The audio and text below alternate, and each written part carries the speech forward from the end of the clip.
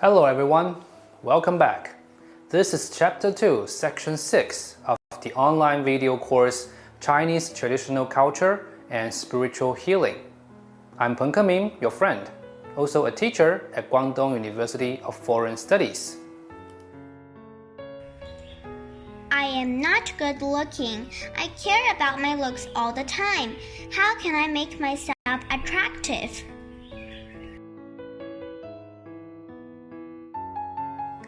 In the book Zhuangzi, many of those who grasp the true meaning of Tao look ugly. Some are lame and hunchbacked, some have a broken lip, some have huge neck tumors, and some have broken toes and can only walk on their heels. Among them, the most famous one must be Ai Tai Tuo. Why is he called such a name? Well, Ai refers to a face that looks unpleasant and somewhat discouraged. Tai refers to a tired look, and Tuo means a hunched back. By this name, we can tell how ugly he was. Surprisingly though, he was very charismatic. When a man met with him, he was interested in him and reluctant to leave. When a woman met with him, she requested her parents to marry her to him, and that she would rather be his concubine rather than being someone else's wife. And it was not a singular incident. More than a dozen of such things happened, and more similar incidents occurred.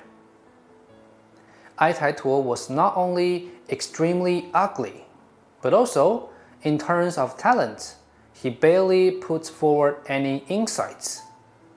He always followed others' opinions.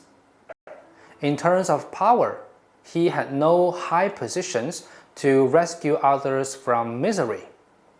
In terms of property, he was unable to give others any benefits.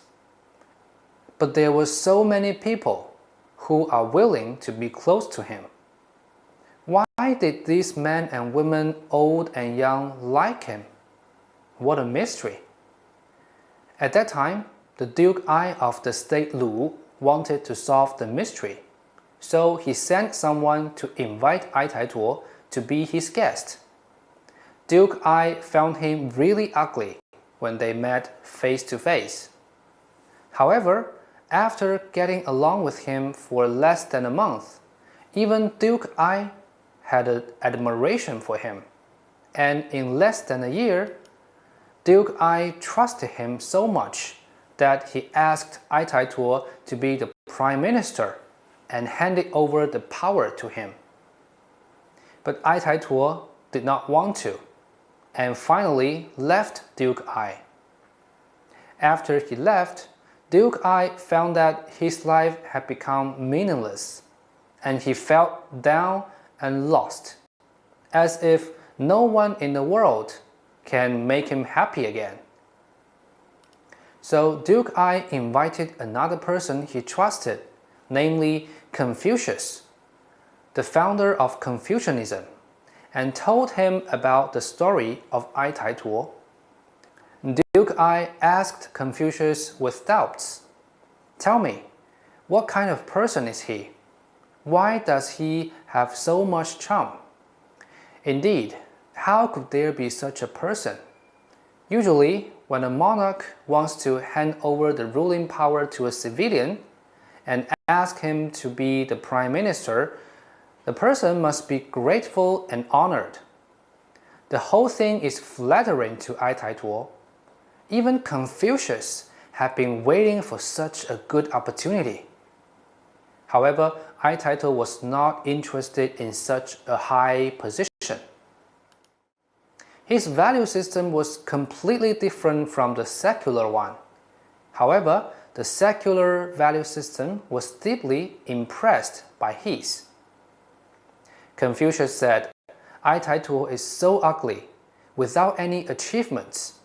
but wins people's admiration and love because he is a person whose powers are inclusive and whose virtue does not manifest itself.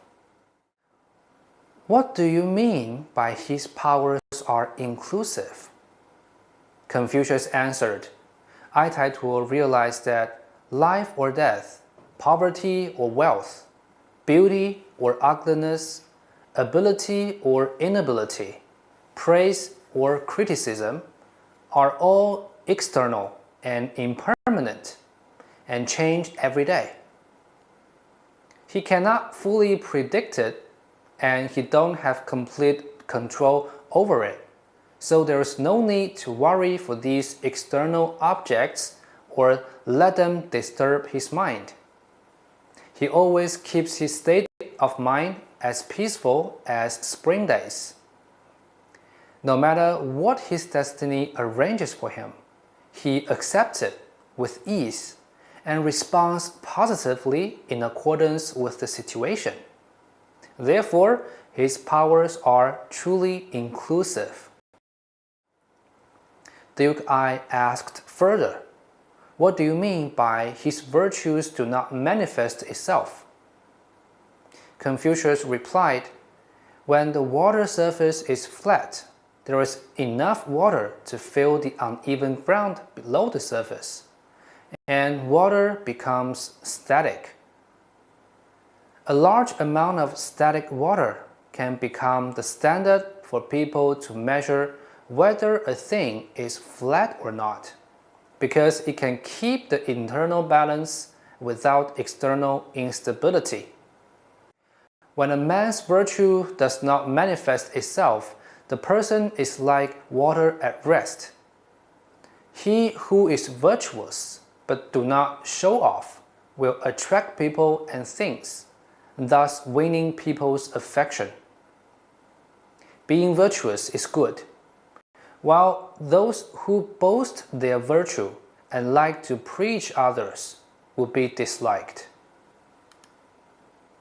For example, someone with modest income donated 10,000 RMB to victims of a disaster, which is virtuous. However, he boasts his donation and speaks about his virtue wherever he goes, and even asked others to learn from him. And he even maintains the idea that if others do not follow his good deeds, he will feel disappointed. By doing so, he becomes a person who people escapes from, rather than a man with virtue. Confucius once asked Laozi for advice, and Laozi told him that he should not overwhelm others with his virtue, but should be modest about his virtue. Laozi added, a gentleman with utmost virtue looks dumb, because one with utmost virtue normally knows how to care for others, care for their ego and emotions. Laozi said, be able but modest. It is very similar to the connotation of Zhuangzi, who said virtue does not manifest itself. Now we can summarize the charm of the ugly Ai Tai Tuo. First of all, he was in harmony with himself. As for his ugliness, he kindly accepted. He also didn't envy others' beautiful looks, because beauty is impermanent. No matter how beautiful they are, beautiful people will get old. Beauty's fear of aging is no less than ordinary people's fear of not being beautiful. More importantly, Ai Tai Tuo held the belief that his looks had nothing to do with his mind, his state of life, and his level of happiness. He didn't care about beauty or ugliness, honor or disgrace. What he really cared about is his internal abundance. Secondly, he was in harmony with others. He had internal abundance, but at the same time he also respected the nature of all other lives, the rhythm and direction of every soul. He was peaceful, joyful, and responsible, and he accepted all the states of all the people. He never boasted of his virtue. Meanwhile, he helped others to realize what a better person they are and a better life they can live, and made efforts to embody them. The charisma of the ugly person Ai Tai Tuo lies in his spring-like internal abundance and water-at-rest-like personality. The story of Ai Tai Tuo tells us that the charm of a person's inner mind is far greater than that of his appearance. Appearance is born and hard to change, while the mind can be cultivated after birth. When we really understand this, will we still be upset about our not-so-beautiful looks? We've now reached the end of Section 6, Chapter 2. Before you finish, I have a question for you, and you could see the question on the screen. How do you define beautiful and ugly? Thank you for watching. See you next time.